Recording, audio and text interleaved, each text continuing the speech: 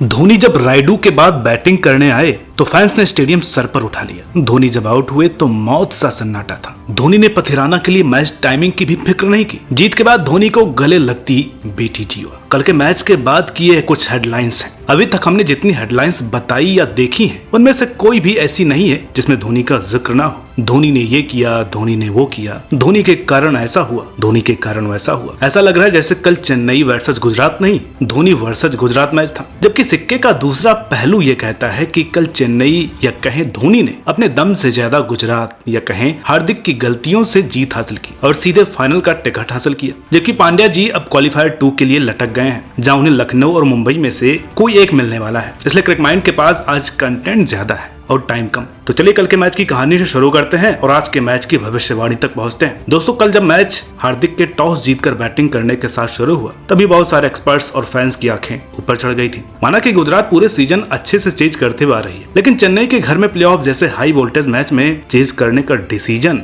किसी को भी हजम नहीं हुआ। वो भी तब जब चेन्नई पिछले कुछ मैच अपने घर में पहले बैटिंग करते हुए जीत रही है। मगर नहीं, हार्दिक को तो शाना बनना था, जिसका फायदा चेन्नई ने उठाया और पिच के मिजाज को अच्छे से समझते हुए सदी हुई शुरुआत की। चेन्नई की तरफ से बैटिंग करने आए गायकवाड़ और कॉनवे ने पहले तो पावर प्ले का फायदा उठाते हुए तेज 49 रन बनाए। उसके बाद जैसे गुजरात की अफगान जलेबी नूर और राशिद ने शिकंजा कसा, चेन्नई ने स्ट्रेटजी बदल ली। आराम से सिंगल डबल करके रन बनाने लगे और गायकवाड़ के 60 को कॉनवे के 40 रनों के साथ ने निखार दिया। हालांकि ओपनर्स के आउट होने के बाद बीच में शिवम, रहाणे और इनमें रायडू, धोनी के विकेटों ने चेन्नई की इनिंग को डिरेल जरूर किया। मगर जडेजा के 22 रनों ने चेन्नई को मिनिमम नीडेड स्कोर 173 तक पहुंचा दिया। हालांकि मिड मैच कॉन्फ्रेंस में कमेंटेटर गुजरात की बैटिंग की फॉर्म देखते हुए इस स्कोर को कम बता रहे थे, जो कि वाकई थोड़ा कम भी था। लेकिन उस वक्त किसी को यह नहीं पता था कि हार्दिक की शान पट्टी गुजरात को महंगी पड़ जाएगी। दरअसल हुआ ये कि चेन्नई की सदी हुई बॉलिंग के सामने जब साहा, हार्दिक जल्दी आउट हुए तो सबको उम्मीद थी कि शंकर, मिलर या राहुल तिवतिया में से कोई एक बैटिंग के लिए आएगा। लेकिन हार्दिक ने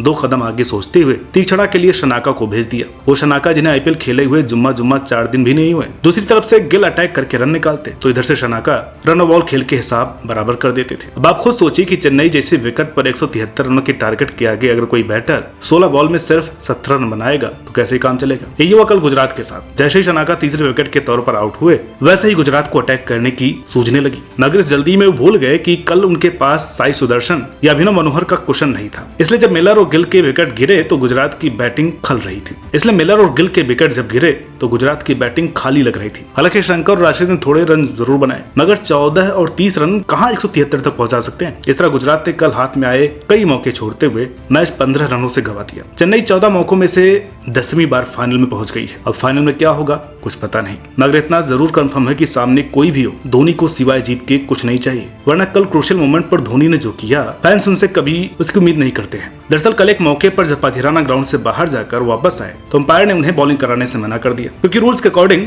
जब कोई प्लेयर 8 से ज्यादा मिनट के लिए बाहर जाता है तो उसे एक्टिव होने से पहले 8 मिनट तक का वक्त ग्राउंड में ही बिताना होता है। क्योंकि पथिराना ने सिर्फ 4 मिनट ही गुजारे थे, इसलिए बॉलिंग नहीं कर सकते थे। ऐसे में धोनी अंपायर से बहस करने लग गए और 4 मिनट ऐसे ही निकाल दिए। इस तरह स्लो ओवर रेट के चलते धोनी को बाद में एक प्लेयर अंदर रखने की पेनल्टी झेलनी पड़ी। मगर उस मोमेंट पर पथिराना को बॉलिंग करवाई गई। हालांकि बाहर से देखने में ये एक चालाकी भरा मूव है, लेकिन असल में ये स्पोर्ट्समैनशिप से बाहर है, क्योंकि आपने रूल्स को ब्रेक करने के लिए नया तरीका अपनाया और जैसे तैसे अपना काम निकलवाया। क्योंकि ये सब धोनी का स्टाइल नहीं है, इसलिए हम चौंक गए। खैर जो भी हो, आखिर रिजल्ट धोनी की जीत और गुजरात की हार रही। अब गुजरात को आज वाले मैच के विनर का इंतजार करना है और फाइनल में पहुंचने की अपनी आखिरी उम्मीद के लिए अपोनेंट तलाशना है। इसलिए आज का एपिसोड बिना आज के मैच के खत्म हो जाए, ऐसा कैसे हो सकता है। तो चलिए एक सरसरी सी निगाह और भविष्यवाणी मुंबई बनाम लखनऊ मैच पर भी कर लेते हैं। वैसे कल का मैच देखने के बाद तो हमारा पहला कमेंट यही होगा कि जो टॉस जीतकर बैटिंग करेगा वही मैच भी जीतेगा। फिर भी करंट फॉर्म देखते हुए हमारा झुकाव मुंबई की तरफ ज्यादा है, क्योंकि ग्रीन, डेविड, स्काई और किशन फट पड़ने को तैयार है। जबकि पिछले मैच से तो रोहित भी थोड़े थोड़े रंग में नजर आए हैं। साथ ही पीयूष और कार्तिकेय भी चेन्नई की पिच को देखते हुए असरदार साबित हो सकते हैं। मुंबई के साथ बस मसला एक पेस बॉलिंग में नजर आ रहा है। मगर दूसरी इनिंग में बॉलिंग आई तो जॉर्डन और बैरन डॉब जैसे